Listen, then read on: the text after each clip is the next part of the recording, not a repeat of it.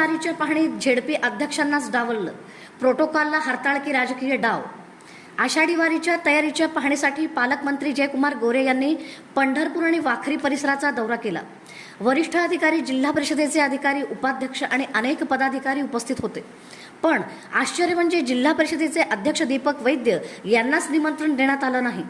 जिल्हा परिषदेच्या सर्वोच्च लोकप्रतिनिधी असलेल्या अध्यक्षांना वारीसारख्या महत्त्वाच्या नियोजनातून दूर ठेवण्यात आल्याने प्रशासनाच्या समन्वयावर गंभीर प्रश्नचिन्ह निर्माण झालं आहे। हा केवळ निष्काळजीपणा आहे की जाणीवपूर्वक डावलण्याचा प्रयत्न, याची राजकीय वर्तुळात जोरदार चर्चा सुरू झाली आहे। यावर अध्यक्ष दीपक वैद्य यांनी स्पष्ट शब्दात प्रतिक्रिया देत म्हटलं, मला कोणताही निरोप किंवा निमंत्रण मिळालं नाही। सन्मानाने बोलावलं असतं तर मी निश्चितच उपस्थित राहिलो असतो। आता एकच प्रश्न, वारीच्या नियोजनात प्रोटोकॉल मोडला गेला का, की लोकप्रतिनिधींनाच जाणीवपूर्वक बाजूला ठेवण्यात आलं?